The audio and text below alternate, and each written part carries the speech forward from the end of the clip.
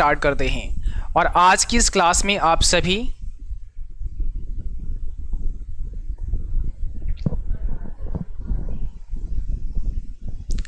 Hello friends, नमस्कार, good evening. कैसे हैं आप सभी? उम्मीद करता हूं आप सब बहुत अच्छे होंगे, स्वस्थ होंगे और सभी बच्चे ट्रिपल सी एग्ज़ाम की तैयारी भी बहुत अच्छे से कर रहे होंगे। तो चलिए स्टार्ट करते हैं आज के इस क्लास को। आज इस मैराथन क्लास में हमने आप सब के लिए टॉप 100 प्रश्नों को शामिल किया है। तो आप सभी जिनका भी एग्ज़ाम अगस्त में होने वाला है या फिर सितंबर में होने वाला है, इस मैराथन क्लास को कंप्लीट देखना है और कोशिश करना है कि आपका 100 में 100 का स्कोर हो। ऐसा प्रयास आप सबको करना चाहिए, ठीक है ना। कम से कम हमने आपको बताया था, कम से कम आपको 85 का स्कोर करना ही होगा।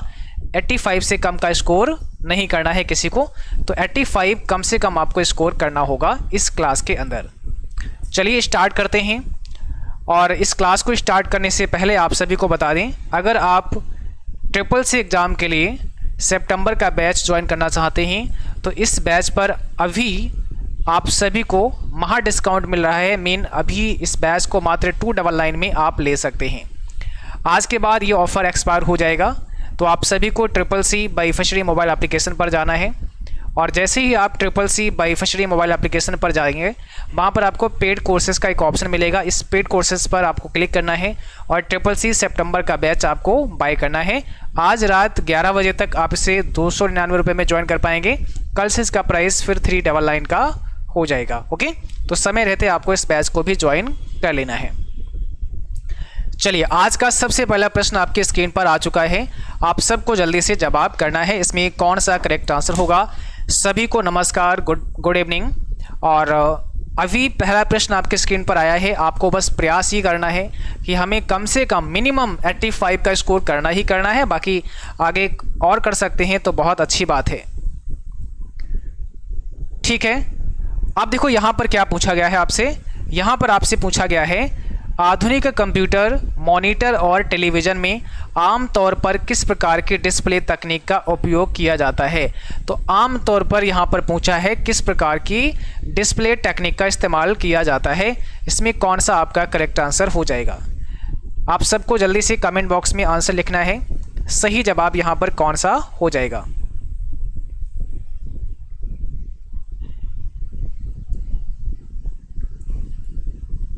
बताइए, सही जवाब यहाँ पर आपका कौन सा हो जाएगा?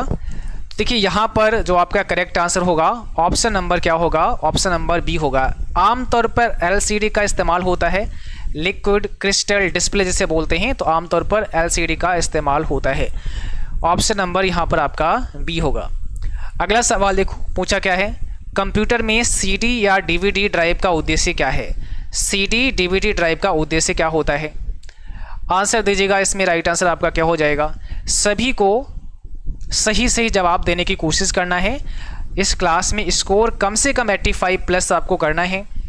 और जो साथी क्लास में जुड़ चुके हैं, आप सबको एक बार सेशन को शेयर कर देना है ताकि और भी बच्चे जिनका भी आगे ट्रिपल सी का एग्ज़ाम है वो भी इस मैराथन क्लास में ज्वाइन हो पाए, ठीक है। आपके एग्ज़ाम से पहले यहाँ पर एक पेपर आपका हो रहा है और इस पेपर में आप सबको यस ग्रेड लाना है। मीन 85 से ऊपर का स्कोर करना है। तो अगर हम बात करें क्वेश्चन नंबर 2 की, यहाँ पर आपसे पूछा गया है कि कंप्यूटर में सीडी और डीवीडी ड्राइव का उद्देश्य क्या होता है। तो करेक्ट आंसर यहाँ पे बनेगा ऑप्शन नंबर डी, ठीक है। ऑप्शन हमारा डी हो जाएगा। To read and write optical disc. Optical disc को रीड और राइट करने के लिए सीडी ड्राइव का यूज़ करते हैं, है ना। जो आपकी ऑप्टिकल डिस्क होती है, सीडी या डीवीडी, इसको रीड करने के लिए क्या होता है? ऑप्टिकल ड्राइव होती है, ठीक है ना। तो यहाँ पर जो सीडी ड्राइव है या फिर डीवीडी ड्राइव होती है, इसमें हम क्या करते हैं? सीडी को लगाते हैं और उसको फिर रीड करते हैं। मीन उसके अंदर जो डेटा होता है उसे हम यूज़ करते हैं और उसके अंदर डेटा को हम डाल सकते हैं। तो ये सीडी हमारी सीडी ड्राइव के अंदर ही इस्तेमाल की जाती है। क्वेश्चन नंबर 3 में पूछा गया है, किसी कंप्यूटर को ईथरनेट नेटवर्क से कनेक्ट करने के लिए किस प्रकार के कनेक्टर का उपयोग किया जाता है? तो आपसे ये पूछा है कि ईथरनेट नेटवर्क से कनेक्ट करने के लिए किस प्रकार के कनेक्टर का इस्तेमाल होता है। तो कनेक्टर की यहाँ पे बात की गई है, कौन सा कनेक्टर यूज होगा। और ये पहले भी हम कई बार आपको पढ़ा चुके हैं कनेक्टर के बारे में।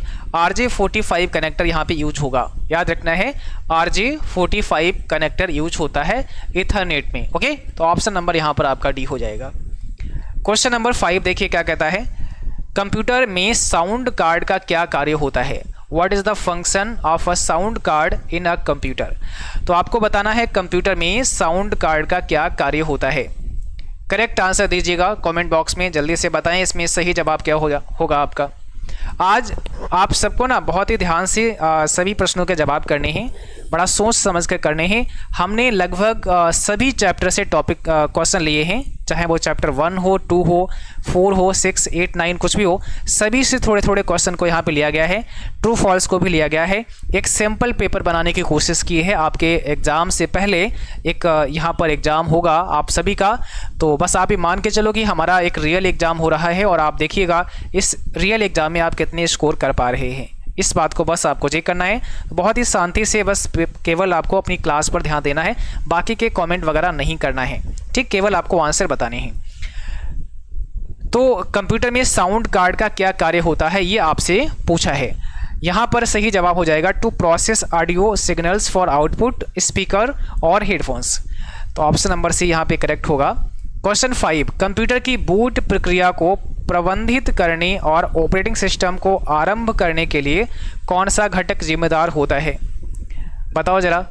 क्वेश्चन नंबर 5 है आपके स्क्रीन पर, क्या होगा आपका राइट आंसर, क्या होगा इसमें करेक्ट आंसर। कह रहे हैं कंप्यूटर की बूट प्रक्रिया को प्रबंधित करने और ऑपरेटिंग सिस्टम को आरंभ करने के लिए। तो हमने कई बार आपको पढ़ाया है कि आपके कंप्यूटर में एक बायोस नाम का प्रोग्राम होता है। ये जो बायोस नाम का प्रोग्राम होता है ये कहाँ पे होता है, आपके कंप्यूटर के रोम चिप में होता है ना, और हमारे कंप्यूटर को बूट करने का कार्य यही करता है, ठीक है। तो इसका फुल फॉर्म पूछ सकते हैं एग्जाम में, बेसिक इनपुट आउटपुट सिस्टम होता है। इसको और किस नाम से जानते हैं, तो इसे फर्मवेयर भी कहा जाता है, इसे फर्मवेयर भी कहा जाता है। ओके, चलो अगला सवाल देखो, क्वेश्चन नंबर 6 का जवाब करो। पूछा क्या है आपसे, निम्नलिखित में से कौन सा एक ऑपरेटिंग सिस्टम नहीं है। कौन सा एक ऑपरेटिंग सिस्टम नहीं है, विंडोज, लिनक्स, गूगल क्रोम या मैक ओएस। आप क्वेश्चन नंबर 6 में जवाब करिएगा जल्दी से, क्या होगा इसमें आपका राइट आंसर। पूछा क्या है, कौन सा एक ऑपरेटिंग सिस्टम नहीं है। सर नाम मेरा नाम ले लो, प्रियंका पाल करेंगे। देखो नाम लेने का टाइम नहीं है, अभी हम लोगों को मैराथन हम जो करा रहे हैं उस पर फोकस करने का समय है आप सभी का। तो यहाँ पर जो सही जवाब हो जाएगा ऑप्शन नंबर सी हो जाएगा, गूगल क्रोम एक ऑपरेटिंग सिस्टम नहीं है, बाकी सभी कैसे हैं, ऑपरेटिंग सिस्टम हैं। और पिछले जो 4-5 दिनों से हमने क्लास कराए हैं उनमें से यहाँ पे भी क्वेश्चन लिए गए हैं। तो जो अभी प्रीवियस 4-5 दिनों में क्लास हुई है उनके जो क्वेश्चन हैं वो तो आप सही कर ही सकते हो। अगला सवाल है, ऑपरेटिंग सिस्टम का क्या कार्य है। ऑपरेटिंग सिस्टम का कार्य क्या होता है, control hardware resources, manage software applications, provide user interface या ऑल ऑफ द अबव, उपरोक्त सभी। क्या होगा इसमें राइट आंसर, बताओ। सही जवाब यहां पर आपका क्या हो जाएगा।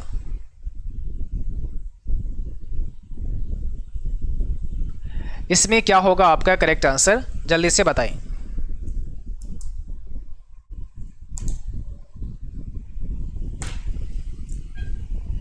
तो यहाँ पर आपका ऑप्शन नंबर डी हो जाएगा। बहुत सारे बच्चों ने ऑप्शन डी बता दिया है, बहुत शानदार, वेरी गुड। तो बिल्कुल यहाँ पर आपका डी ऑप्शन करेक्ट हो जाएगा। क्या होगा, ऑप्शन डी। ये सारे कार्य करता है operating system, control hardware resources, manage software applications, provide user interface. तो यहाँ पर हमारा ऑप्शन नंबर डी करेक्ट हो जाएगा। अगला सवाल देखो, पूछा गया है माइक्रोसॉफ्ट द्वारा कौन सा ऑपरेटिंग सिस्टम विकसित किया गया है। ऐसा कौन सा ऑपरेटिंग सिस्टम है जिसे माइक्रोसॉफ्ट के द्वारा डेवलप किया गया है। भाई आप लोगों ने ना शेयर करने में बड़ा कंजूसी कर रहे हैं, तो सभी बच्चे मिलकर के एक बार दबाकर क्लास को शेयर करो। कम से कम आज की क्लास 200-250 बच्चों की होनी चाहिए, है ना। इस क्लास में कम से कम 200 से 250 बच्चे होने चाहिए, तो सबको मिलकर के एक बार शेयर करना है। मैं भी एक बार शेयर कर देता हूँ और आप लोग भी इस क्लास को दबा करके शेयर करो, है ना। उसके बाद फिर आगे बढ़ते हैं। तो सबको शेयर कर देना है क्लास को, ताकि ज़्यादा से ज़्यादा बच्चे इस सेशन में, इस क्लास में जुड़ पाएँ। और आप सबको आंसर करना है कमेंट बॉक्स में।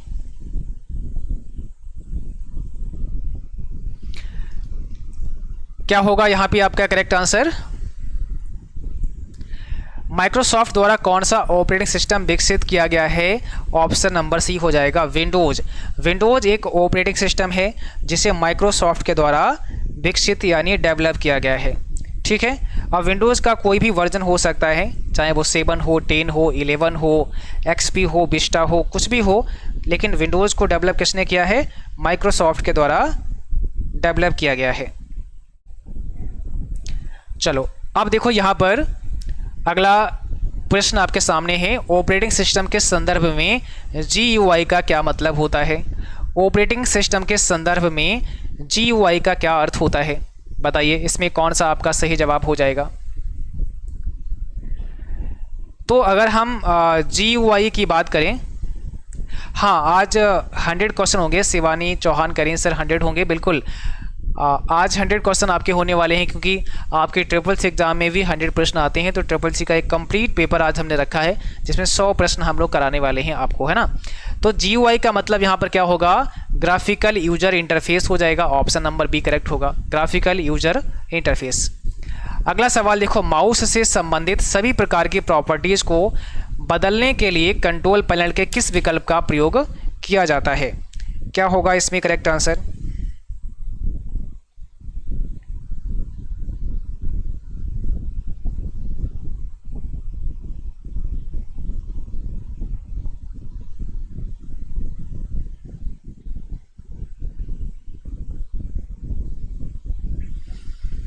बताइए, माउस से संबंधित सभी प्रकार की प्रॉपर्टीज को बदलने के लिए कंट्रोल पैनल के किस विकल्प का प्रयोग किया जाता है?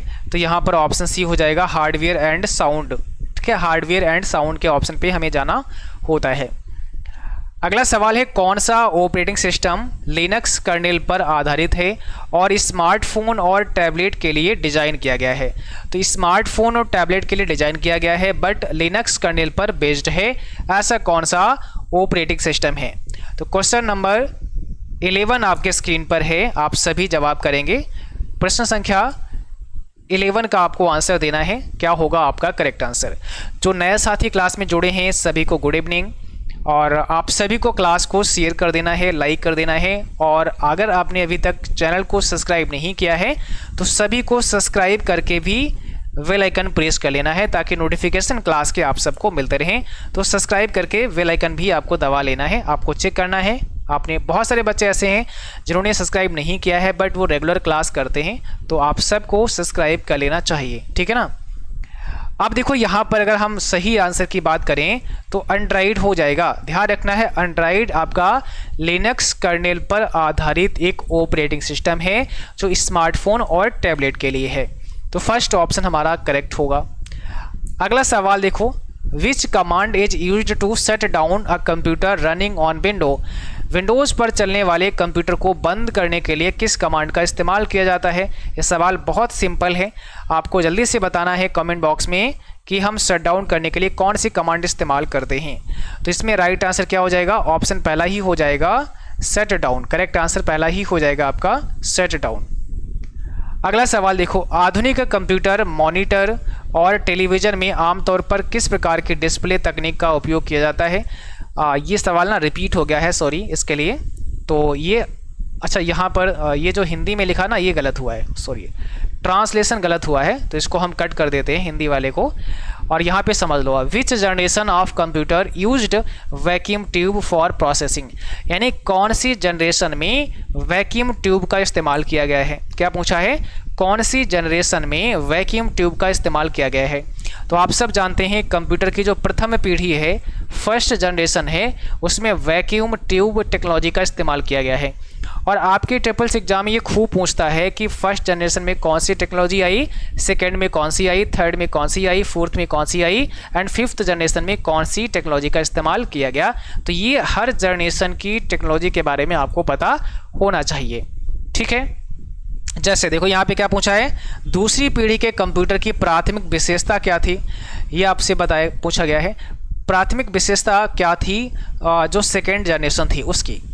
यानी यहाँ पर भी वही पूछा है। तो पहले में सेकेंड जनरेशन में कौन सी टेक्नोलॉजी का इस्तेमाल किया गया, ये आपसे पूछा है। तो आप लोग बताइए ज़रा क्या होगा। क्वेश्चन नंबर 14 का आंसर बताओ क्या हो जाएगा यहाँ पे। अगर बात की जाए आपसे सेकेंड जनरेशन की, तो कौन सी टेक्नोलॉजी का इस्तेमाल किया गया। चलिएगा, कोई बात नहीं, लेट हो गए हैं, है ना, अब आगे हैं तो बस क्लास का करिएगा आगे कंटिन्यू। यूज ऑफ ट्रांजिस्टर, हमने क्या किया है, मीन यहाँ पर जो है ना, पहली जनरेशन में वैक्यूम ट्यूब और दूसरी जनरेशन में ट्रांजिस्टर्स का यूज़ किया गया है। तो याद रखना है, पहली में वैक्यूम ट्यूब, दूसरी में ट्रांजिस्टर्स, तीसरी में आईसी का यूज़ किया गया है, तीसरी में इंटीग्रेटेड सर्किट का यूज़ किया गया है, चौथी में VLSI का यूज़ किया गया है, वेरी लार्ज स्केल इंटीग्रेशन इसका फुल फॉर्म हो जाएगा, और पांचवी में ULSI का यूज़ किया गया है, अल्ट्रा लार्ज स्केल इंटीग्रेशन हो जाएगा, प्लस इसमें AI का भी यूज़ किया गया है, आर्टिफिशियल इंटेलिजेंस इसका फुल फॉर्म हो जाएगा। तो हमने सभी टेक्नोलॉजी के बारे में बात कर ली है, चाहे वो फर्स्ट जनरेशन हो, सेकेंड हो, थर्ड हो, फोर्थ हो या फिर फिफ्थ हो। ओके, अब देखो यहाँ पर क्या पूछा है, माइक्रो कंप्यूटर शब्द का प्रयोग सबसे पहले किस जनरेशन में किया गया। माइक्रो कंप्यूटर शब्द का इस्तेमाल सबसे पहले कौन सी जनरेशन में किया गया। Good evening sir, sorry sir late हो गए, प्रियंका यादव। चलिए कोई बात नहीं, बट अब आपको ना जितने क्लास आपके क्वेश्चन छूटे हैं वो दोबारा से देखना पड़ेगा, तो उनको दोबारा से आप देख लीजिएगा, आगे के सवाल के जवाब आप करिएगा। हमने पहले ही बोला था कि आज आपकी 8:30 पर क्लास होगी, और ये भी आपको बताया था कि सबको कोशिश करना है 85 प्लस का स्कोर करना है ना। तो जो साथी शुरुआत से जुड़े हैं, आप सबको काउंट करते रहना है कि आप कितना स्कोर कर पा रहे हो, और इस वीडियो के कमेंट बॉक्स में आपको लिखना है कि सर हमारा इतना आज स्कोर आया है इस वाले क्लास में, ठीक है। देखो यहाँ पर इसका सही जवाब क्या होगा। अगर हम माइक्रो कंप्यूटर की बात करें तो माइक्रो कंप्यूटर कौन सी जनरेशन में आया, आपसे ये पूछा गया है। यहाँ पर आपका ऑप्शन नंबर डी हो जाएगा, फोर्थ जनरेशन में आया। अब देखो अगला सवाल है, क्वेश्चन नंबर 16 में क्या पूछा गया है, कंप्यूटर के फर्मवेयर और बायोस को स्टोर करने के लिए आमतौर पर किस प्रकार की मेमोरी का इस्तेमाल किया जाता है। यानी बायोस को स्टोर करने के लिए हम कौन सी मेमोरी का इस्तेमाल करते हैं, कौन सी मेमोरी का इस्तेमाल करते हैं बायोस को स्टोर करने के लिए, ठीक है। शोकेस ब्लॉगर गुड इवनिंग, कैसे हैं भाई। और सर आप लेट थे, हाँ थोड़ा सा हम भी लेट थे ना, 5 मिनट शायद क्लास आपके लेट हुई है। चलो, क्योंकि क्लास को तैयार करने में भी काफ़ी टाइम लगा है ना, इसलिए थोड़ा सा लेट हो गए हैं, बट कोई बात नहीं है, आपको समय से आना चाहिए था। देखो यहाँ पर जो आपका करेक्ट आंसर होगा वो क्या होगा, ऑप्शन नंबर बी। अगर आपने बी ऑप्शन बताया है तो बिल्कुल सही जवाब दिया है, और बहुत सारे बच्चों ने कहा सर ऑप्शन बी होगा, लेकिन बहुत सारे बच्चों ने कहा सर ऑप्शन ए और सी भी बताया है। तो देखो सिंपल सी बात आप ये समझो कि जो बायोस होता है ये कहाँ पे रहेगा, ये रोम चिप के अंदर रहता है। अब रोम का मतलब यहाँ पर कौन सी रोम होगी, EEP रोम होगी, ये वाली रोम आपके कंप्यूटर में लगी होगी, इसी के अंदर बायोस नाम का प्रोग्राम पड़ा होगा, है ना, डबल EP रोम, ठीक है। इलेक्ट्रिकली इरेजेबल होती है, ये कैसी होती है, electrically erasable programmable read only memory. तो ऑप्शन यहाँ पर हमारा बी करेक्ट होगा। अगला सवाल देखो 17 क्या कहता है, बिजली बंद होने पर भी डेटा के दीर्घकालिक भंडारण के लिए किस मेमोरी का इस्तेमाल किया जाता है।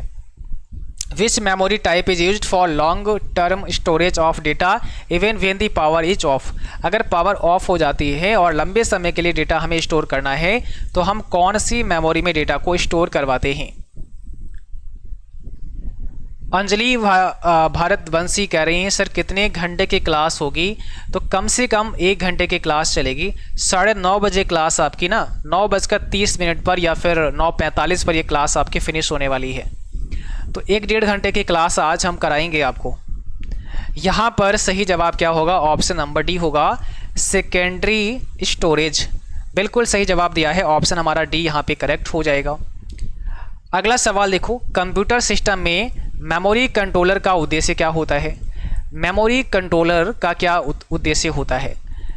To manage the CPU cache, to control the flow of data between the CPU and RAM, to manage virtual memory या टू स्टोर बायोस सेटिंग। तो बताओ यहाँ पर कौन सा आपका करेक्ट आंसर हो जाएगा। क्वेश्चन नंबर 18 का आपको आंसर देना है, क्या होगा इसमें आपका राइट आंसर। यहाँ पर आपका सही जवाब ऑप्शन नंबर बी हो जाएगा, to control the flow of data between the CPU and RAM. यानी सीपीयू और रैम के बीच में डेटा के फ्लो को कंट्रोल किया जाता है मेमोरी कंट्रोलर के द्वारा। ओके, ऑप्शन हमारा यहाँ पे बी करेक्ट हो जाएगा। अगला सवाल है, एक्सेस स्पीड के मामले में किस प्रकार की मेमोरी आमतौर पर सबसे तेज़ होती है।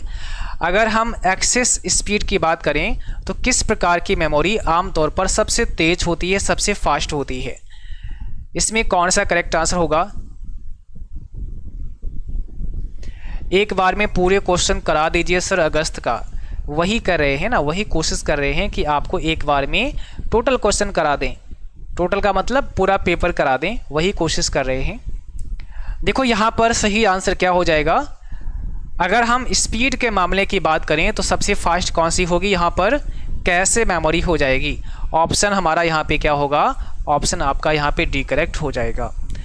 अगला सवाल देखो क्या पूछा गया है, which type of memory is faster than traditional hard disk drive but slower then RAM. ये बड़ा ही इंपॉर्टेंट सवाल है और देखना चाहेंगे कि आप में से कितने बच्चे इसका सही जवाब करेंगे। इसमें चौथा ऑप्शन गायब है, चलो हम यहाँ पर एक चौथा ऑप्शन और ऐड कर देते हैं, और ऑप्शन में क्या ऐड किया है, नन ऑफ दीज ही ऐड कर देते हैं, इसमें से कोई नहीं।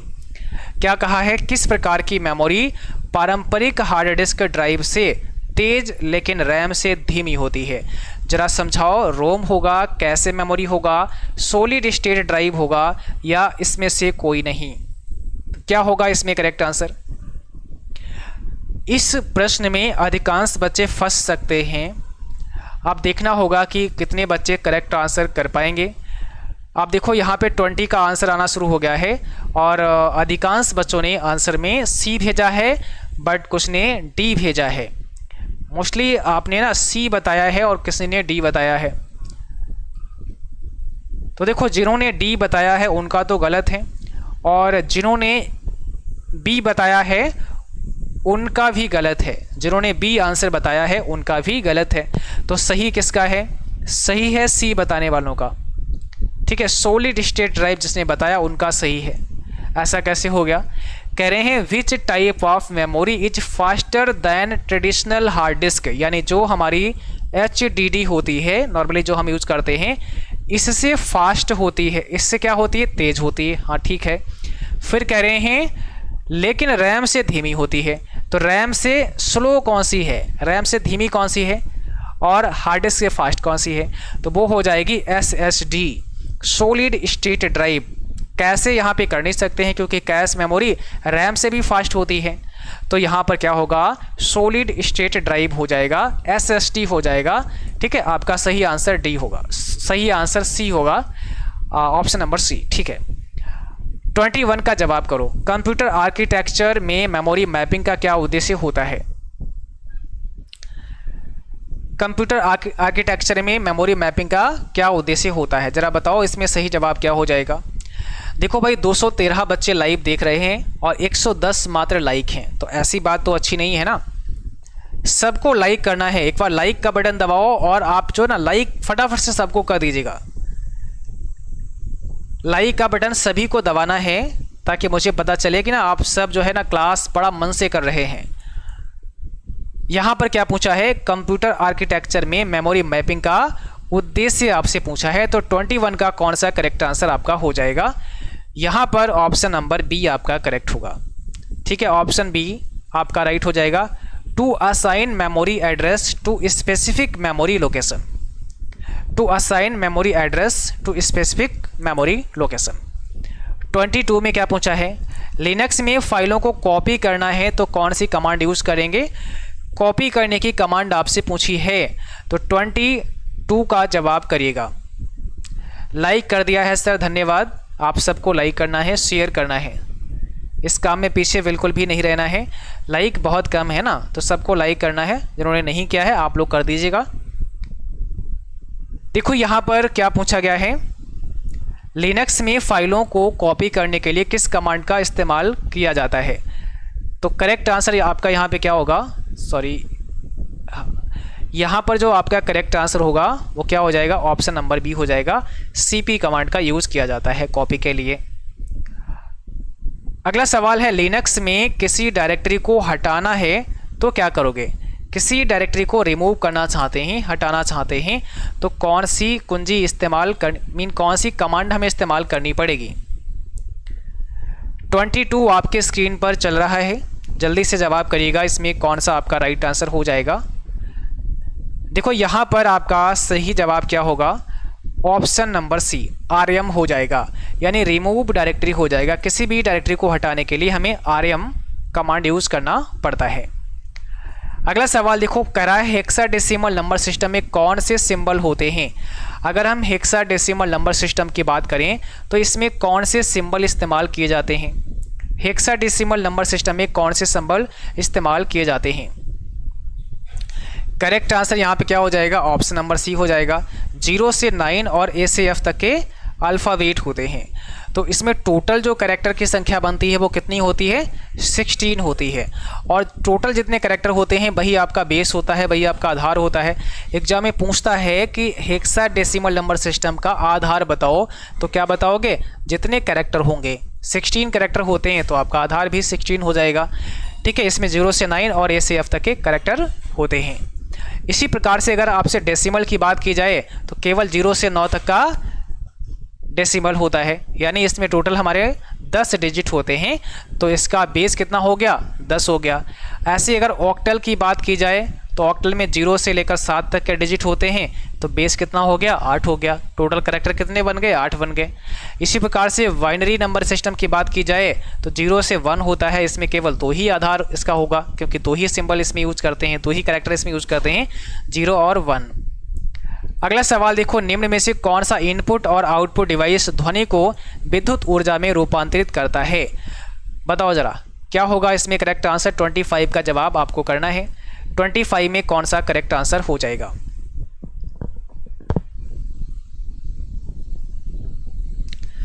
यहाँ पर कौन सा आपका करेक्ट आंसर हो जाएगा, तो देखिए यहाँ पर आपका जो सही जवाब होगा वो क्या होगा, ऑप्शन नंबर बी हो जाएगा, माइक्रोफोन। करेक्ट आंसर आपका माइक्रोफोन हो जाएगा। 26 में आपको बताना है निम्न में से कौन सा रैम का एक प्रकार है। क्या पूछा है, रैम का एक प्रकार कौन सा है। अगर हम रैम के टाइप की बात करें तो आपको पता है यस रैम होता है और डी रैम होता है, ये दोनों रैम के ही टाइप हैं। तो यहाँ पर आपका सी ऑप्शन होना चाहिए, ऑप्शन सी, यानी both A and B. S RAM को स्टैटिक रैम कहते हैं और डी रैम को डायनेमिक रैम कहते हैं, ये बात भी आपको याद रखनी है। क्वेश्चन नंबर 27 कहता है निम्न में से कौन सी device computer aided design CAD जैसे एप्लीकेशन में उपयोग की जाती है। आपको बताना है कैड जैसे एप्लीकेशन में कौन सी डिवाइस का इस्तेमाल करते हैं, कौन सी डिवाइस का इस्तेमाल किया जाता है। तो क्या होगा इसमें आपका करेक्ट आंसर। सही जवाब आप सबको देना है कमेंट बॉक्स में। सही जवाब क्या हो जाएगा, यहाँ पर करेक्ट आंसर आपका प्लॉटर्स हो जाएगा। कैड जैसे एप्लीकेशन में किस प्रकार के डिवाइस का इस्तेमाल करते हैं, तो प्लॉटर्स का इस्तेमाल किया जाता है। 28 क्या कहता है, फोर्ट्रॉन का फुल फॉर्म क्या होता है। अब कई बार एग्जाम में आपसे पूछा जाएगा कि फोर्ट्रॉन का फुल फॉर्म क्या होता है, तो आप सब जल्दी से बताएं पूरा नाम क्या हो जाएगा। फार्मूला ट्रांसलेशन हो जाएगा, फार्मूला ट्रांसलेशन, यानी ऑप्शन हमारा यहाँ पे बी करेक्ट हो जाएगा, फार्मूला ट्रांसलेशन।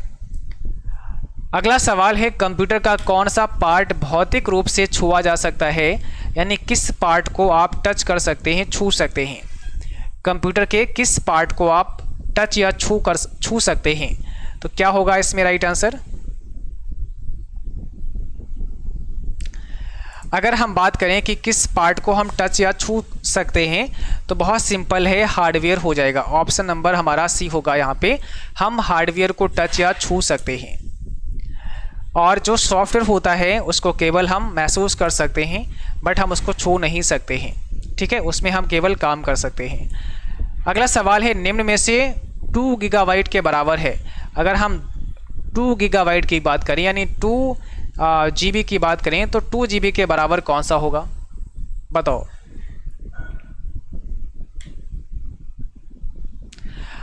टू GB की बात करें तो यहाँ पर सी हो जाएगा, 2048 MB हो जाएगा, है ना। 2048 MB किसके बराबर हो जाएगा, 2 GB के बराबर हो जाएगा। 31 कहता है सी विजिल ऐप किससे संबंधित है। क्या बताना है आपको, सी विजिल का संबंध किससे है? अब ये सवाल भी एग्जाम में कई बार पूछा गया है। सी विजिल एप्लीकेशन का संबंध किससे है, ये भी आपके एग्जाम में कई बार पूछा जा चुका है, तो आपको ध्यान रखना है। यहाँ पर जो करेक्ट आंसर आपका बनेगा वो क्या बनेगा? निर्वाचन से है। ऑप्शन नंबर पहला होगा। सी विजिल ऐप का संबंध किससे है? निर्वाचन से है, तो 31 का फर्स्ट ऑप्शन करेक्ट हो जाएगा। किसी प्रोग्राम से त्रुटि हटाने को कहा जाता है। किसी प्रोग्राम से कोई एरर है उसको दूर करना क्या कहलाता है?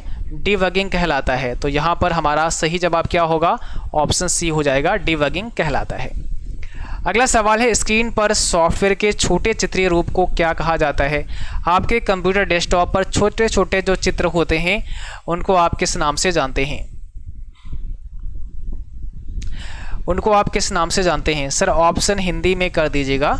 ऑप्शन आराम से समझ में आ सकते हैं, कोई दिक्कत है नहीं। और क्योंकि कंप्यूटर में ना सभी शब्दों को हिंदी में नहीं लिखा जा सकता है, इसलिए हम कोशिश करते हैं हिंदी और इंग्लिश का कॉम्बिनेशन हो ताकि बेहतर आप लोग समझ पाएँ।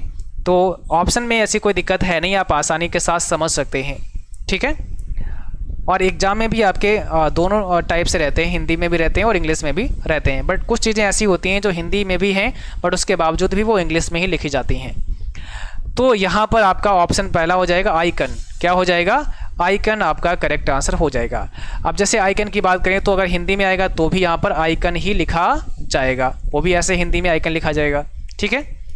जब कंप्यूटर की पावर बंद हो जाती है तब रैम में संग्रहित डेटा सेकेंडरी मेमोरी में ट्रांसफ़र हो जाता है। जब कंप्यूटर की पावर सप्लाई बंद कर दी जाती है तो जो रैम के अंदर डेटा होता है वो रोम में ट्रांसफ़र हो जाता है। क्या ये सही है? क्या ये सही है? तो ये कैसा हो जाएगा? फॉल्स हो जाएगा। बिल्कुल नहीं। जब सिस्टम की पावर सप्लाई बंद करते हैं तो जो आपके कंप्यूटर की रैम होती है ना, इसके अंदर जो डेटा होता है वो डेटा डिलीट हो जाता है, ना कि सेकेंडरी मेमोरी में ट्रांसफ़र होता है। 34 कहता है, निम्न में से कौन सा 4 बिट्स के संयोजन का एक वैकल्पिक नाम है? 4 बिट्स के संयोजन का एक वैकल्पिक नाम कौन सा है? बिट है, निवल है, बाइट है या फिर डिजिट है? तो अगर हम 4 बिट की बात करें, 4 बिट में एक वैकल्पिक नाम आपको बताना है, इसको हम क्या बोल सकते हैं? 4 बिट का कोई समूह है, इसको हम क्या बोल सकते हैं? इसको हम क्या बोल सकते हैं? तो और ये जो सवाल है ना, ये एग्जाम में भी कई बार पूछा जा चुका है। तो 34 का जवाब आप सबको करना है। 34 का बच्चों ने आंसर कर दिया है। ऑप्शन नंबर बी यहाँ पे करेक्ट आंसर हो जाएगा। बिल्कुल सही है, इसको हम निवल बोलते हैं। तो 4 बिट जहाँ पर मिल जाएगा वहाँ पर एक निवल हो जाएगा और 8 बिट जहाँ पर मिल जाएगा वहाँ पर एक बाइट बन जाएगा। तो एक बाइट में 8 बिट होते हैं, या फिर आप कह सकते हो एक बाइट में 8 बिट होते हैं और 4 बिट जो होता है वो एक निवल का होता है। 4 बिट एक निवल का होता है। एक बाइट में कितने निवल होते हैं? एक बाइट में 2 निवल होते हैं। 2 निवल बराबर क्या होगा? 1 बाइट आपका हो जाएगा। ये भी आपको ध्यान रखना है। तो यहाँ से थोड़ा घुमा फिरा के भी आंसर आपसे पूछते हैं एग्जाम में। यहाँ पर आपका सही जवाब निवल होगा। 35 में बताइएगा, कंप्यूटर में डेटा की सबसे छोटी इकाई एक बाइनरी डिजिट 0 या 1 होती है जिसे बिट कहा जाता है। कंप्यूटर में सबसे छोटी इकाई 0 या 1 होती है जिसे बिट कहा जाता है। क्या ये सही है? क्या ये सही है?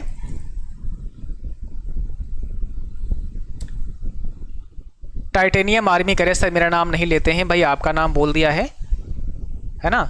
अब देखो यहाँ पर जो करेक्ट आंसर होगा वो क्या होगा? ऑप्शन पहला हो जाएगा। बिल्कुल सही है, ट्रू हो जाएगा आपका यहाँ पे करेक्ट आंसर। 36 कहता है, कोबॉल निम्न में से किस प्रकार की भाषा है ना। कोबॉल किस प्रकार की लैंग्वेज है? और इसका ना फुल फॉर्म भी आपसे पूछा जा सकता है।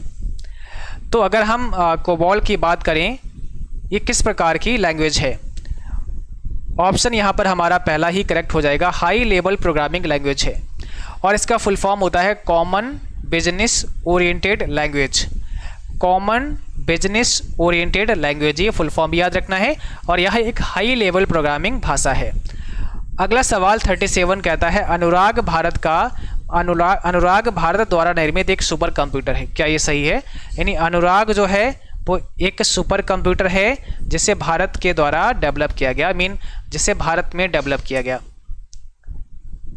बताओ क्या होगा इसमें करेक्ट आंसर? तो बिल्कुल सही है, ऑप्शन हमारा पहला हो जाएगा। इसे BARC के द्वारा डेवलप किया गया था।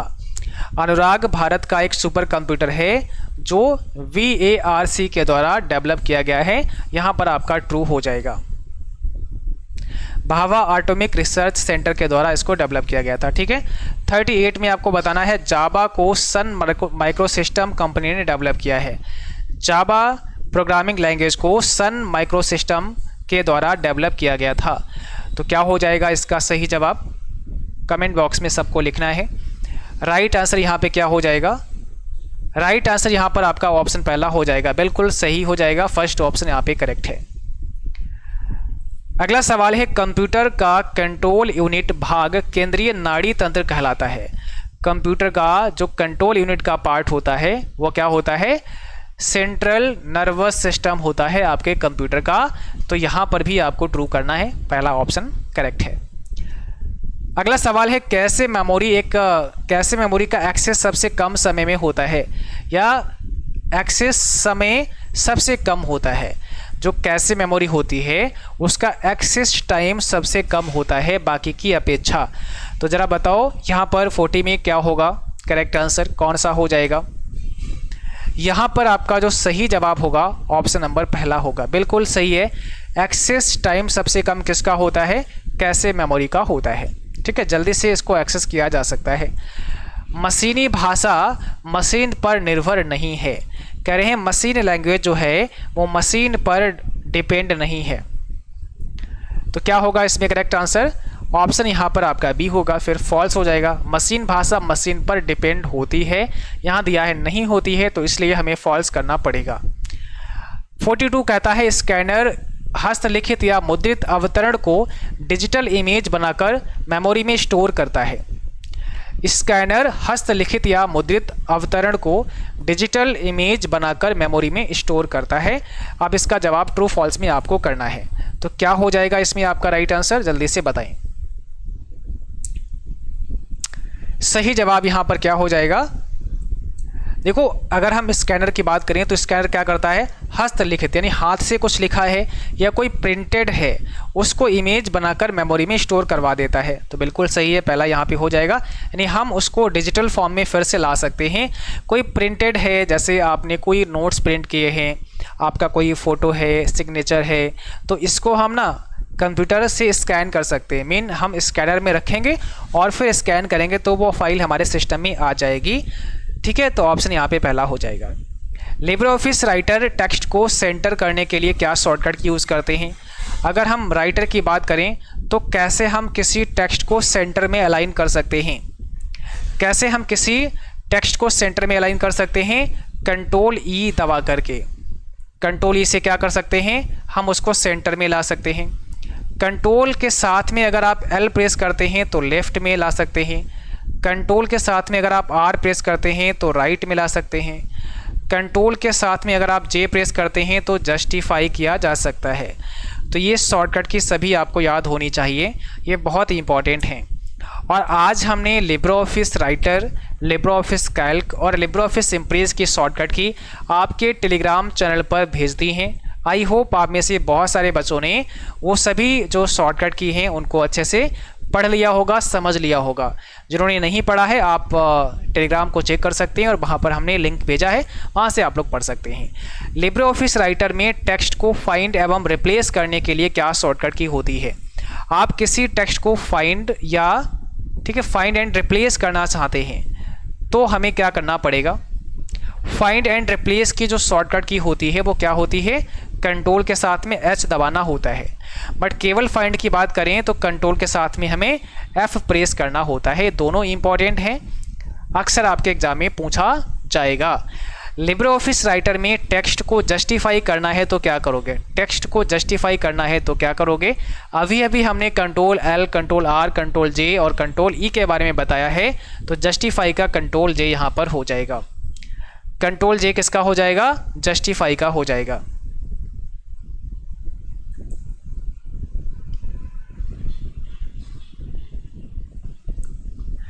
ठीक है, अब आगे बात करें अगले प्रश्न की।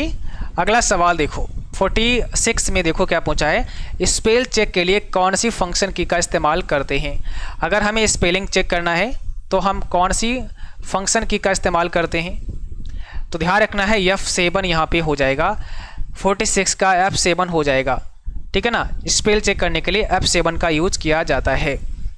47 का आंसर करना है, लिब्रे ऑफिस राइटर में लाइन की शुरुआत से सेलेक्ट करना चाहते हैं तो कौन सी की इस्तेमाल की जाएगी। आपका कर्सर अभी यहाँ पे है, आप लाइन की शुरुआत से यहाँ तक सेलेक्ट करना चाहते हैं तो आपको कौन सी की दबानी पड़ेगी। 47 का जवाब आप सभी को करना है कमेंट बॉक्स में, कौन सा यहाँ पे राइट आंसर हो जाएगा, बताइए कौन सा यहाँ पे करेक्ट आंसर आपका हो जाएगा, ये आपको बताना है कमेंट बॉक्स में। तो देखिए यहाँ पर अगर आप शिफ्ट के साथ में होम प्रेस करते हैं तो आप लाइन के शुरुआत तक सेलेक्ट कर सकते हैं, शिफ्ट के साथ में होम प्रेस करना पड़ेगा। 48 कहता है ऑटो स्पेल चेक करने की क्या फंक्शन कुंजी है। ऑटो स्पेल चेक करने की शॉर्टकट की समझाओ, क्या होगा यहाँ पे correct answer. Automatic spell check की जब बात आपसे की जाए तो क्या हो जाएगा, ऑप्शन यहाँ पर आपका शिफ्ट F7 हो जाएगा, ऑप्शन नंबर डी। और स्पेल चेक करने की जो कमांड होती है वो टूल्स मेनू में होती है। कौन से मेनू में होती है, टूल्स मेनू में होती है, यह बात भी आपको ध्यान रखना है। लिब्रे ऑफिस राइटर में लाइन के शुरू में जाना है तो आप कौन सी कुंजी का इस्तेमाल करोगे। आप लाइन के स्टार्टिंग में आना चाहते हैं, शुरुआत में आना चाहते हैं, तो अगर आप लाइन की शुरुआत में आना चाहते हैं तो हमें केवल और केवल होम बटन को प्रेस कर लेना है। हम लाइन के अंत में हैं, हम यहाँ शुरू में आ जाएंगे। और अगर हम लाइन के अंत में आना चाहते हैं तो हमें केवल और केवल एंड बटन प्रेस कर लेना है। अगर हम शुरुआत में होंगे सबसे अंत में, लाइन के अंत में हम आ जाएंगे। अगर हमें डॉक्यूमेंट में सबसे बॉटम पे आना है तो कंट्रोल के साथ में एंड बटन आपको दबा लेना है। कंट्रोल के साथ में एंड दबाओगे तो सबसे नीचे आ जाओगे, और कंट्रोल के साथ में अगर आप होम दबा लोगे तो सबसे टॉप पर चले जाओगे। ये बात भी आपको याद रखना है। अगला सवाल देखो, निम्न में से कौन सा एक ओपन सोर्स सॉफ्टवेयर का प्रकार है। क्या बताना है इसमें, ओपन सोर्स सॉफ्टवेयर कौन सा है। ओपन सोर्स सॉफ्टवेयर का एग्जाम्पल कौन सा है, जरा बताओ आंसर क्या हो जाएगा। तो यहां पर आपका सही जवाब हो जाएगा option number C. LibreOffice कैसा है, लिब्रे ऑफिस एक ओपन सोर्स सॉफ्टवेयर का प्रकार है। तो हमने यहाँ तक 50 प्रश्नों को कंप्लीट कर लिया है, अब 51 से स्टार्ट होगा, है ना। यानी आधा सफ़र हमने तय कर लिया है इस मैराथन का, और आधा सफ़र अभी बाकी रह गया है। चलो भाई, तो एक बार फिर से आप लोग शेयर करो, क्लास को 50 तक पहुँचा दिया है तो आप सबको ना एक बार शेयर कर देना है, लाइक कर देना है। जो नए साथी क्लास में जुड़े हैं उसके बाद अब आगे का सफ़र तय करते हैं। अब देखो जरा यहाँ पर 51 में क्या पूछा है, लिब्रे ऑफिस राइटर में हाइपरलिंक की शॉर्टकट की क्या होती है। हाइपरलिंक की शॉर्टकट की क्या होती है लिब्रे ऑफिस राइटर में। तो अगर हम हाइपरलिंक की बात करें इसके लिए हम कंट्रोल के प्रेस कर सकते हैं और इंसर्ट मेनू में जाकर, ठीक है, इंसर्ट मेनू में जाकर हम क्या कर सकते हैं, हाइपरलिंक को डाल सकते हैं। शॉर्टकट की आपको पता लगी, कंट्रोल के होती है। लिब्रे ऑफिस राइटर में बिना पैराग्राफ बदले लाइन ब्रेक करने की शॉर्टकट कुंजी क्या होती है। बिना पैराग्राफ चेंज किए लाइन को ब्रेक करने की कुंजी क्या होती है, ये आपको बताना है। क्या होगा इसमें आपका करेक्ट आंसर। तो यहाँ पर आपका सही जवाब हो जाएगा शिफ्ट के साथ में एंटर आपको प्रेस करना होता है। जैसे ही शिफ्ट के साथ एंटर प्रेस करोगे तो लाइन तो नई आ जाएगी, बट पैराग्राफ आपका चेंज नहीं होगा, पैराग्राफ आपका वही रहेगा, लाइन आपकी नई हो जाएगी। 54 कहता है लिब्रे ऑफिस राइटर में न्यूनतम फॉन्ट आकार कितना होता है। यानी हम अगर बात करें राइटर में मिनिमम फॉन्ट साइज की तो कितना होता है, ये पूछा है। उस ड्रॉप डाउन मेनू में कितना होता है जहां से आप फॉन्ट साइज को कम या ज़्यादा करते हैं। तो वहां पर सही जवाब क्या होगा, ऑप्शन नंबर सी हो जाएगा, यहाँ पर 6 हो जाएगा।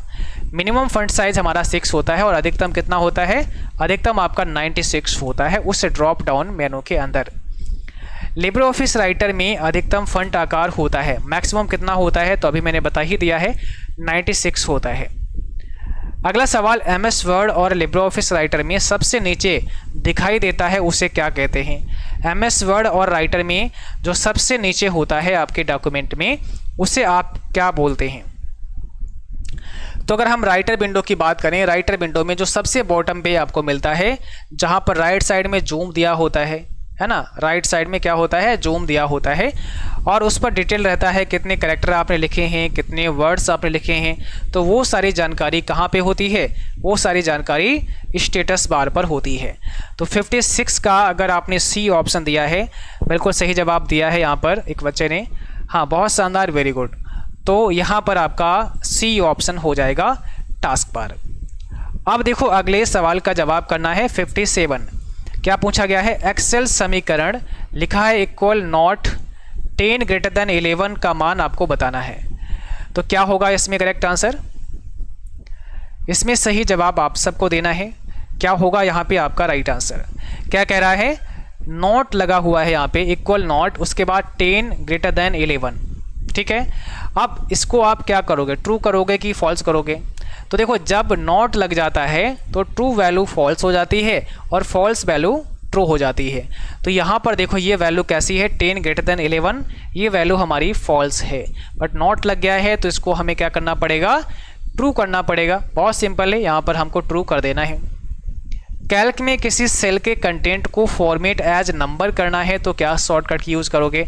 आपने लिब्रियोफिस कैल्क की किसी सेल में मान लिया 25 लिखा है, 25 लिखा है आपने किसी सेल में, आप इसको नंबर फॉर्मेट में कन्वर्ट करना चाह रहे हो।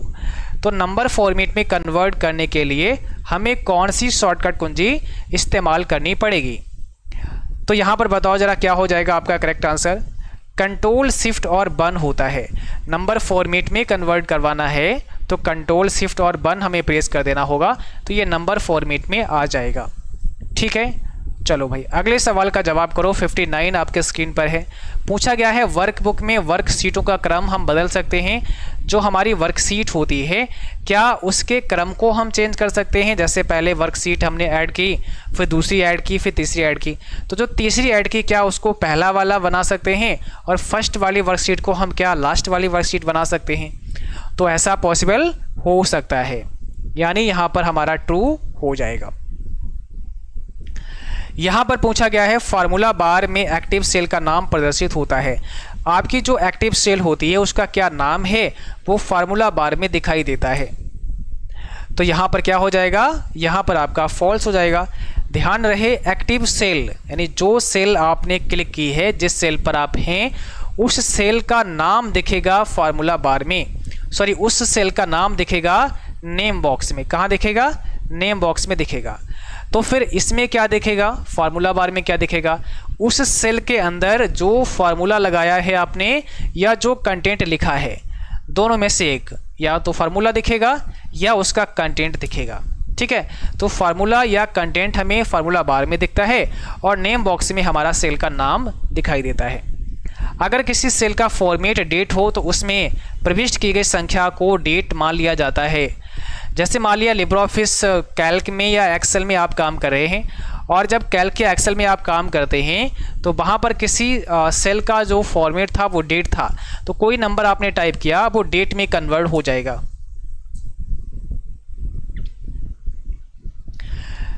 तो क्या होगा इसमें करेक्ट आंसर आपका, बताओ।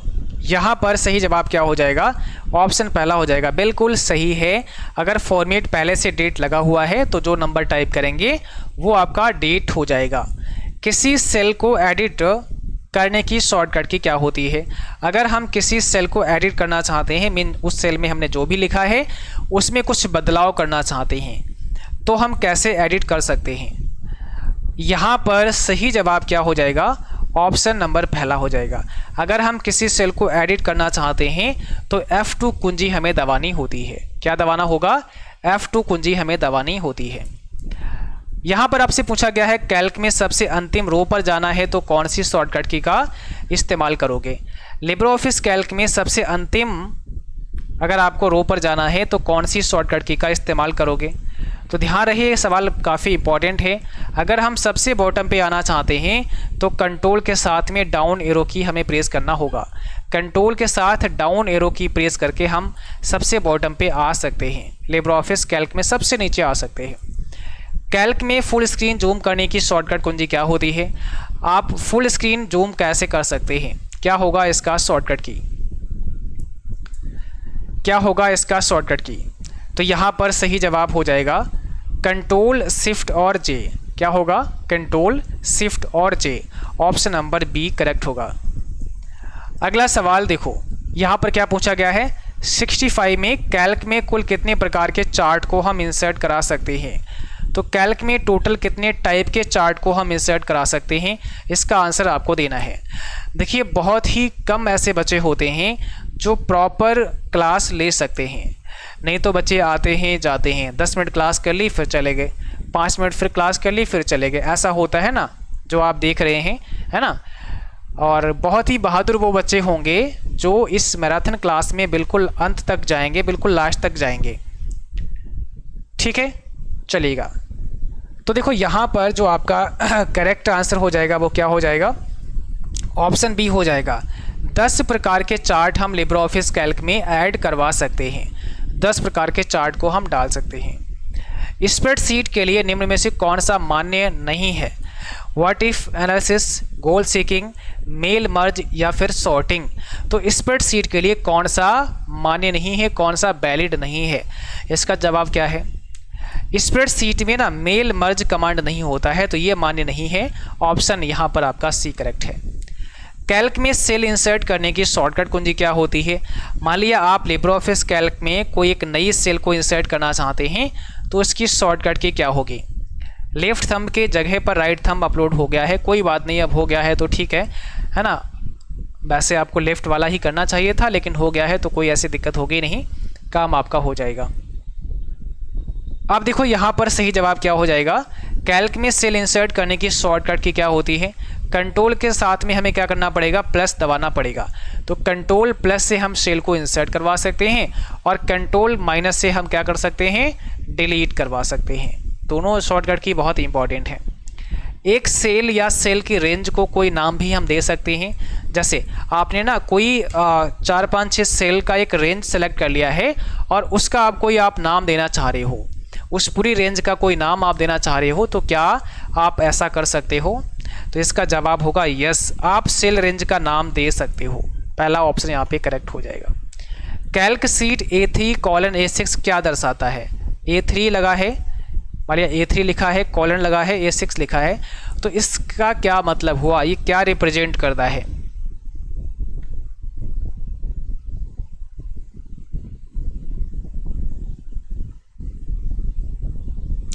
कोई बात नहीं, आप अगर आंसर नहीं दे पा रहे हैं कोई दिक्कत नहीं, बट आपको ध्यान से पढ़ना है, समझना है। अब जरा देखो यहाँ पर ध्यान से, कैल्क सीट A3:A6 क्या दर्शाता है। देखो सिंपल सी बात ये समझना है, जब कॉलन का यूज़ किया जाए तो कॉलन जो होता है ना, ये क्या बना देता है, रेंज बना देता है। तो इसने रेंज कहाँ से कहाँ तक बना दी, इसने A3 को शामिल करवा दिया जो पहला दिया गया है, और A6 के बीच में जितने सेल हैं, तो A3 के बाद में A4 आएगा और A5 आएगा और लास्ट में A6 तो दिया ही है, तो यहाँ A3, A4, A5 पहला ही ऑप्शन हमारा करेक्ट हो जाएगा। तो A3:A6 का मतलब है कि A3, A4, A5, A6 इन सभी पर हमारा फार्मूला काम करेगा जब भी हम कोई काम करेंगे। कैल्क में एक बार एक रेंज का नाम दिया गया है, आप उस रेंज तक कैसे जा सकते हैं। मान लिया कैल्क में क्या किया, आपने कुछ सेल को सेलेक्ट किया है और उनका एक नाम रख दिया है ना, सेल रेंज का एक नाम रख दिया है। अब उस सेल रेंज पर आप जाना चाहते हैं तो कैसे जा सकते हैं। सर मॉक टेस्ट देना ज़रूरी है क्या, ज़रूरी तो है ना, मॉक टेस्ट देना आपके लिए ज़रूरी है इसलिए ताकि आपकी प्रैक्टिस हो पाए, बट अगर आप नहीं चाहते हैं देना तो मत दीजिएगा, कोई दिक्कत नहीं है। कैल्क में एक बार एक रेंज का नाम दिया गया है, आप उस रेंज तक जा सकते हैं, कैसे, option number C, name box की सहायता से नेम बॉक्स में जाओ और वही रेंज का नाम टाइप करके एंटर मार दो, वही एरिया सेलेक्ट हो जाएगा। या आप जो है ना कंट्रोल F3 का प्रयोग करके भी रेंज का नाम चयन करके वहाँ तक पहुँच सकते हैं। एक बैलेंस शीट सबसे अच्छी तैयार की जा सकती है कहाँ पर, 71 में आपको बताना है एक बैलेंस शीट कहाँ पर सबसे अच्छी तैयार की जा सकती है। 71 में आपका सही जवाब क्या हो जाएगा। तो देखिए बैलेंस शीट की अगर हम बात करें तो ये MS एक्सेल में हो सकता है या लिब्रे ऑफिस कैल्क में हो सकता है, तो यहाँ पर कैल्क नहीं दिया गया, यानी कोई ना कोई स्प्रेडशीट सॉफ्टवेयर होना चाहिए जो कि एक्सेल या कैल्क हो सकता है। कैल्क में सीलिंग 100, -9 का मान कितना होगा, इसकी वैल्यू आपको बतानी है। 100 सीलिंग 100, माइनस क्या दिया है, सॉरी 9 दिया है, प्लस का 9 है, माइनस नहीं है, तो यहाँ पर इसकी वैल्यू क्या होगी, अब देखो यहाँ पर हमें 9 से 100 को भाग देना है, पूरा पूरा कटेगा नहीं, तो हमें 101 में भाग देना है, ऐसे 102 में देखना है। यानी जब सीलिंग लगा होगा तो हमें बढ़ते क्रम में देखना है, और 108 ऐसा वो नंबर है जो 9 से पूर्णतः विभाजित हो जाएगा।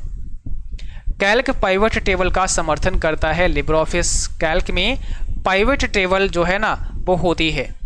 तो क्या Libre office Calc pivot table का समर्थन करता है? यस या नो में आपको आंसर देना है। क्या होगा आपका करेक्ट आंसर? क्या होगा यहाँ पे करेक्ट आंसर आपका? तो ऑप्शन यहाँ पे पहला हो जाएगा। बिल्कुल, कैल्क में पाइवट टेबल का समर्थन किया जाता है। कैल्क में 10 की पावर 4 का सही मूल्यांकन आप कैसे कर सकते हैं, उसके लिए एक सही फार्मूला क्या होगा?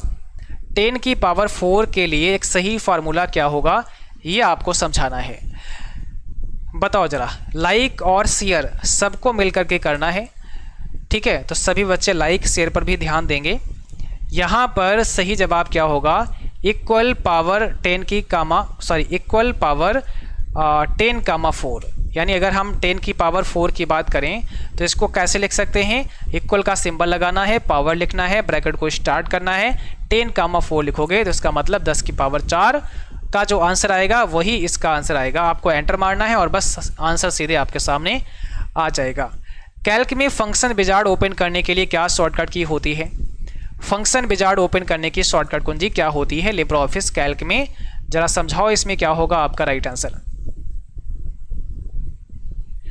हाँ बिल्कुल, नोट्स बनाते। देखिए बहुत सारे बच्चे ऐसे हैं जो बड़ा समझदार हैं, है ना, जितना भी पढ़ा रहे हैं वो सब नोट्स बनाते जा रहे हैं। तो हमने पहले भी बोला था कि इम्पोर्टेंट चीज़ें आपको लिखते जाना है। अगर इम्पोर्टेंट पॉइंट आप लिखते रहेंगे तो आपके शॉर्ट नोट्स तैयार हो जाएंगे। तो ऐसा आप सबको लाइव क्लास के अंदर भी करते रहना है। आप जब भी क्लास में बैठें तो कॉपी के साथ बैठा करें, कॉपी और कलम आपके पास होना चाहिए। तो फंक्शन विजार्ड के लिए क्या कर सकते हैं? कंट्रोल के साथ में F12 आप प्रेस कर सकते हैं सॉरी F2 प्रेस कर सकते हैं। क्या कर सकते हैं? F2 प्रेस कर सकते हैं फंक्शन विजार्ड को ओपन करने के लिए, और यहाँ पर बहुत सारे फंक्शन आ जाएंगे जिनमें से किसी एक का आप इस्तेमाल कर सकते हैं। कैल्क में grid line by default print होती हैं। जो कैल्क में आपको छोटी छोटी लाइनें दिखती हैं जिनके कॉम्बिनेशन से क्या बनता है?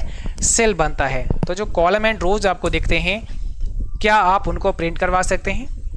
तो प्रिंट तो करवा सकते हैं, लेकिन ये बाय डिफ़ॉल्ट प्रिंट नहीं होते हैं, तो ये यहाँ पर फॉल्स हो जाएगा। 77 में कहा गया है स्विफ्ट की फुल फॉर्म क्या होती है, यानी स्विफ्ट कोड की फुल फॉर्म आपको बतानी है। तो स्विफ्ट कोड की फुल फॉर्म क्या होती है जरा बताओ। ऑप्शन यहाँ पर आपका सी हो जाएगा, society for world wide international financial telecommunication, ये आपका राइट आंसर हो जाएगा। अगर आप किसी कंट्री से पैसे मंगा रहे हो अपने अकाउंट में, या किसी दूसरी कंट्री में पैसे भेज रहे हो, तो ऐसी कंडीशन में आपको स्विफ्ट कोड की आवश्यकता पड़ती है। कैल्क के किसी सेल में हैश का क्या अर्थ होता है? ऐसा एरर जब आता है हैश वाला, तो इसका क्या मतलब होता है? इसका क्या मतलब होता है? इसका मतलब ये होता है कि आपका जो सेल है ना उसकी चौड़ाई कम है, तो चौड़ाई को जैसे इंक्रीज कर दोगे तो ये एरर आपका समाप्त हो जाएगा। अगला सवाल देखो, कैल्क में इक्वल राउंड यहाँ दिया गया है 205.368, 1 इसकी वैल्यू आपको बतानी है। तो राउंड फार्मूला हमने कई बार आपको करवाया है। यहाँ पे राउंड के कॉमा के बाद 1 दिया गया है, हमको एक ही वैल्यू रखनी है, बाकी सबको हटाना है। तो हम यहाँ 8 को हटाएंगे, 6 को हटाएंगे, और जो नंबर हमने लास्ट में हटाया है अगर वो 5 या 5 से बड़ा है तो +1 यहाँ पर हो जाएगा। तो 6 हमारा 5 से बड़ा है तो 3 में +1 हो जाएगा, 205.0 आपका 205.4 आपका आंसर आ जाएगा। अगला सवाल देखो, इक्वल सम, उसके बाद 10, 5, 6, 7, b का मान पूछा है। तो यहाँ पर सम हमें करना है सभी को। अब इसमें सही जवाब आपको बताना है क्या हो जाएगा। देखो यहाँ पर अगर हम बात करें सही जवाब की तो 28 आपका हो जाएगा। इसमें 10 ऐड हो जाएगा, +5 ऐड हो जाएगा, 6 और 7 ऐड हो जाएगा, बट यहाँ पर b आपका ऐड नहीं किया जाएगा। ठीक है, तो यहाँ पर आपका सही जवाब क्या हो जाएगा? सॉरी, यहाँ पर ना सही जवाब आपका 28 भी नहीं होगा। मैंने थोड़ा यहाँ पे ना आपको गलत बता दिया है, मिस्टेक कर दी है। जब आप सम करते हैं इस प्रकार के फार्मूले को, जब आप सब करेंगे, जोड़ेंगे, तो इसका जो आंसर है ना वो आपको एरर देगा, हैश नेम का एरर यहाँ पे मिलेगा। यहाँ पर आपने लिखा है अल्फ़ाबेट जो कि काउंट नहीं हो सकता है, जो कि यहाँ पे ऐड नहीं किया जा सकता है। तो यहाँ पर सी ऑप्शन आपको ध्यान रखना है, हमें क्या मिलेगा, एरर देखने को मिलेगा। ठीक है, अब देखो अगला सवाल का जवाब 81 का करना है। यहाँ पर लिखा गया है इक्वल सम 2, 6, 8 और मल्टीप्लाई 5, तो इसकी वैल्यू क्या होगी। 2, 6, 8 मल्टीप्लाई 5 की वैल्यू क्या होगी। तो आप ना इन सबको ऐड कर दो, 6, 2, 8 और 8 16 मल्टीप्लाई 5 कर दो, तो आंसर यहाँ पर निकल कर के आ जाएगा, ऑप्शन नंबर बी करेक्ट हो जाएगा। फिर कैल्क में संपूर्ण कॉलम को सिलेक्ट करना है तो क्या शॉर्टकट की यूज़ करोगे। लिब्रे ऑफिस कैल्क में संपूर्ण कॉलम को सिलेक्ट करना है तो क्या करोगे। सर मॉक टेस्ट देते हैं और कहाँ देते हैं। सर मॉक टेस्ट कैसे देते हैं और कहाँ देते हैं, तो आप मुझे ना इस क्लास के बाद व्हाट्सएप कर देना, हम आपको लिंक शेयर कर देंगे, या टेलीग्राम पर हम लिंक शेयर कर देंगे। आप CCC/firstEd.com पर जाकर के मॉक टेस्ट कर सकते हो। यहाँ पर कैल्क में संपूर्ण कॉलम को सिलेक्ट करना चाहते हैं तो पूरा कॉलम सिलेक्ट करना है तो कंट्रोल के साथ में स्पेस बार हमें दबाना पड़ता है। और अगर हम केवल पूरा रो सेलेक्ट करना चाहते हैं तो शिफ्ट के साथ में हम क्या करेंगे, स्पेस बार को प्रेस करेंगे। और अगर हम पूरा वर्कशीट सेलेक्ट करना चाहते हैं तो कंट्रोल और शिफ्ट और स्पेस बार को दबाना पड़ेगा। कैल्क में संपूर्ण रो को सेलेक्ट करने की शॉर्टकट कुंजी क्या होती है। अगर आप संपूर्ण रो को सेलेक्ट करना चाहते हैं तो कौन सी कुंजी प्रेस करते हैं, शिफ्ट के साथ में स्पेस बार आपको दबाना होता है, अभी मैंने बताया जैसा कि। अगला सवाल है 500 रुपये के नोट का साइज कितना होता है। 84 में जवाब करना है। 500 रुपये के नोट का साइज आपसे पूछा है कितना होता है, तो यहाँ पर पहला ही हो जाएगा 150 × 66 mm² साइज होता है 500 रुपये के नोट का। और अगर कलर की बात करें तो स्टोन ग्रे कलर होता है। ठीक है, 2000 रुपये के नोट का रंग कैसा होता है बताओ, 2000 रुपये के नोट का कलर कैसा होता है। तो 85 का जवाब करो ज़रा, क्या हो जाएगा। 85 में कौन सा करेक्ट आंसर होगा, ऑप्शन नंबर बी हो जाएगा, मैजेंटा होता है। 2000 रुपये के नोट का जो रंग होता है वो मैजेंटा होता है। 86 में बताना है एटीएम डेबिट कार्ड में पासवर्ड कितने कैरेक्टर का होता है। एटीएम डेबिट कार्ड में जो पासवर्ड होता है वो कितने कैरेक्टर का होता है। पासवर्ड में कितने कैरेक्टर होते हैं, तो बहुत सिंपल है, यहाँ पर ऑप्शन पहला हो जाएगा। एटीएम डेबिट कार्ड में जो पासवर्ड होता है वो 4 डिजिट का होता है। आप लिब्रे ऑफिस इम्प्रेस में स्लाइड में चार्ट को कैसे सम्मिलित कर सकते हो। अगर आप लिब्रे ऑफिस इम्प्रेस में चार्ट को डालना चाहते हो तो कैसे डाल सकते हो। इंसर्ट मेनू में जाना है और सेलेक्ट चार्ट पे क्लिक करना है। Go to the format menu and select chart, go to the view menu and select chart, तो पहला ही इसमें हो जाएगा। हमें इंसर्ट मेनू में जाना है और चार्ट को सेलेक्ट करना है वहाँ से। अगला सवाल, आप लिब्रे ऑफिस इम्प्रेस में स्लाइड में वीडियो कैसे डाल सकते हो। अगर आप स्लाइड में कोई वीडियो ऐड करना चाहते हो तो वो कैसे कर सकते हो। तो यहाँ पर पहला हो जाएगा go to the insert menu and select audio और वीडियो, तो हम अपनी स्लाइड में ऑडियो या वीडियो भी ऐड कर सकते हैं। आप लिब्रे ऑफिस इम्प्रेस में स्लाइड पर वस्तुओं को एक साथ कैसे समूहित कर सकते हो। इसका मतलब हुआ कि आप कैसे ग्रुप कर सकते हो। तो अगर आपने एक से ज़्यादा ऑब्जेक्ट को सिलेक्ट किया है, मीन आपने कुछ शेप ऐड किए थे या फिर कोई इमेज डाले हैं और आपस में दोनों को ग्रुप करना चाहते हो, तो पहले तो दोनों को सिलेक्ट करना पड़ेगा। उसके बाद में आप कंट्रोल शिफ्ट और जी दबा सकते हैं। आप राइट क्लिक करके चूज ग्रुप पर जा सकते हैं, राइट क्लिक करेंगे उसके बाद चूज ग्रुप पे जा सकते हैं। आप फॉर्मेट मेनू में जाकर के भी ग्रुप पर जा सकते हैं। तो इसका मतलब हमारा डी आंसर यहाँ पे करेक्ट हो जाएगा। डी आंसर हमारा यहाँ पे करेक्ट हो जाएगा, है ना। उपरोक्त सभी आपका राइट आंसर हो जाएगा। अगला सवाल देखो, आप लिब्रे ऑफिस इम्प्रेस में स्लाइड में कोई आकृति कैसे डाल सकते हो। कोई आकृति का मतलब कोई शेप कैसे डाल सकते हो। तो कोई शेप आपको ऐड करना है तो कैसे ऐड कर सकते हो, जल्दी से बताओ ज़रा।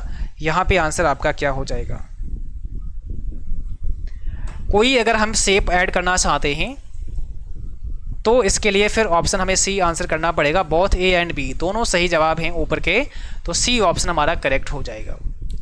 आप लिब्रे ऑफिस इम्प्रेस में स्लाइड में टेक्स्ट की वर्तनी कैसे जांच सकते हैं। यानी टेक्स्ट की वर्तनी को हम कैसे चेक कर सकते हैं, यानी हम स्पेलिंग को कैसे चेक कर सकते हैं, और ये बात आपको पता है। हम कैसे जो है स्पेलिंग चेक कर सकते हैं। Right click on the text and choose spelling check, go to the tools menu and select spelling both A and B. तो दोनों का जवाब सही, ऊपर का दोनों सही है, तो फिर सी ऑप्शन पे हमें जाना पड़ेगा। हम टूल्स मेनू में भी जा सकते हैं और राइट क्लिक करके भी हम स्पेल चेक कर सकते हैं। आप लिब्रे ऑफिस इम्प्रेस में स्लाइड में टेबल कैसे डाल सकते हैं। आप इम्प्रेस में अगर कोई भी टेबल ऐड करना चाहते हैं तो कैसे ऐड करवा सकते हैं। स्लाइड में टेबल को ऐड करने के लिए आपको क्या करना पड़ेगा, insert menu and select table, table menu and select table, view menu and select table. तो टेबल को ऐड करना चाहते हैं तो कैसे आप ऐड कर सकते हैं, इसका आपको आंसर देना है। बताइए कैसे टेबल को ऐड किया जा सकता है। ऑप्शन यहाँ पे आपका पहला करेक्ट हो जाएगा। आपको इंसर्ट मेनू में जाना पड़ेगा और इंसर्ट मेनू में जाओगे तो वहाँ पर टेबल का ऑप्शन मिलेगा।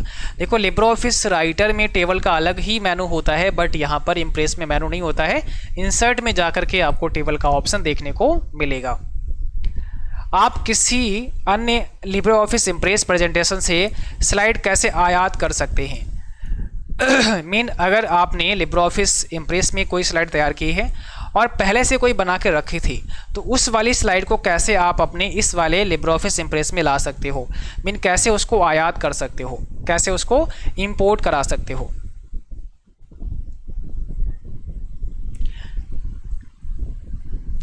तो यहाँ पर आपका सही जवाब क्या होगा, 93 का आपको जवाब करना है। ऑप्शन यहाँ पे पहला ही करेक्ट हो जाएगा। आपको स्लाइड मेनू में जाना पड़ेगा। स्लाइड मेनू में जब आप जाओगे तो उसके बाद में इंसर्ट स्लाइड फ्रॉम फाइल का कमांड आपको देखने को मिलेगा। तो स्लाइड मेनू में जाना पड़ेगा, सॉरी पहला ऑप्शन होगा यहाँ पे स्लाइड मेनू में जाना पड़ेगा। Go to the slide menu and select insert slide from file, और इंसर्ट स्लाइड फ्रॉम फाइल का ऑप्शन होगा, उस पर क्लिक करोगे। उसके बाद में आप अपनी जो फाइल है आपकी उसको सेलेक्ट करके अपलोड कर दोगे तो वो आपका स्लाइड यहाँ पे ऐड हो जाएगा। आप लिब्रे ऑफिस इम्प्रेस में स्लाइड में टेक्स्ट बॉक्स को कैसे ऐड कर सकते हो। आप किसी स्लाइड में कोई टेक्स्ट बॉक्स को ऐड करना चाहते हो तो कैसे कर सकते हो। तो यहाँ पर आपका करेक्ट आंसर हो जाएगा option number C. Insert menu में जाना है और टेक्स्ट बॉक्स पे क्लिक कर देना है, या F2 फंक्शन की का हम इस्तेमाल कर सकते हैं, तो दोनों हो जाएगा, फिर ऑप्शन नंबर सी करेक्ट होगा। अगला सवाल है डिजिटल वॉलेट क्या है। डिजिटल वॉलेट के बारे में आप सबको बताना है। डिजिटल वॉलेट क्या होता है, तो यहाँ पर आपका सी हो जाएगा। A virtual wallet used for making electronic transaction. एक वर्चुअल वॉलेट जो इलेक्ट्रॉनिक ट्रांजैक्शन के लिए हम इस्तेमाल करते हैं उसी को हम वॉलेट कहते हैं या ई वॉलेट कहा जाता है। मोबाइल बैंकिंग ऐप का प्राथमिक कार्य क्या होता है। मोबाइल बैंकिंग ऐप का प्राथमिक कार्य क्या होता है, प्राथमिक उद्देश्य क्या होता है।